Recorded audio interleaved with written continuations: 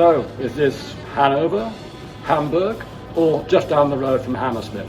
Of course, it's Loftus Road, the home of Queen's Park Rangers, the first club in the Premier League or Championship to install what I would call proper rail seats. Areas of licensed standing like this, safe standing, are designed for what it says on the tin. They're for standing.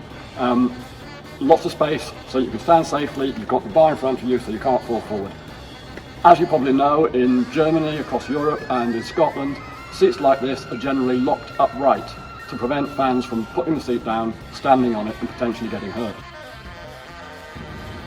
But in areas of licensed standing like here at QPR, locking the seats upright is not currently allowed. The seat has to be accessible to the fans, and this seat, the RailSeat Ultra, is.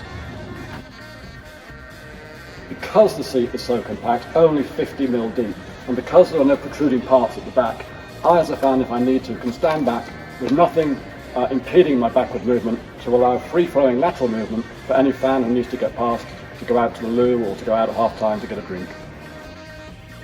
Fans who have stood up in areas of normal seating against ground regulations will be familiar with getting bruised calves by knocking their calf against the bracket of the seat behind them or scraping their shin on the curling seat back of the seat in front of them.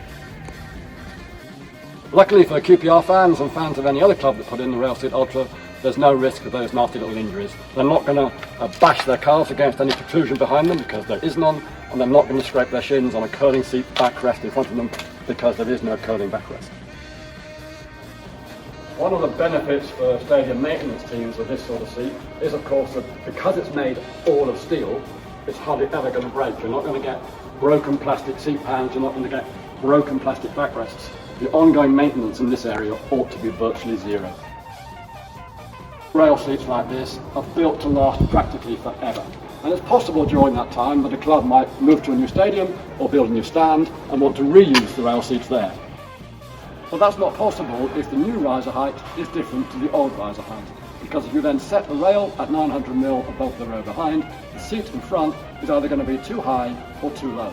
To overcome that problem, we've put a series of mounting holes in the legs here, and the whole seat pan and backrest form a unit, what we call a cassette or a cartridge, which can be lifted out and remounted within the same uprights at a different height. So if, for instance, Queen's Park Rangers do move to a new stadium within the next 5-10 years, they can take these seats with them, and even if the riser heights are different to what they are here, they can use these seats.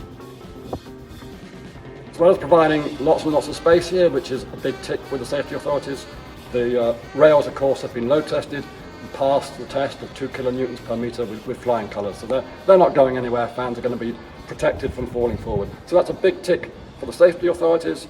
As we talked about with the low maintenance, it's a big tick from the maintenance teams. But what about the fans? What's their view?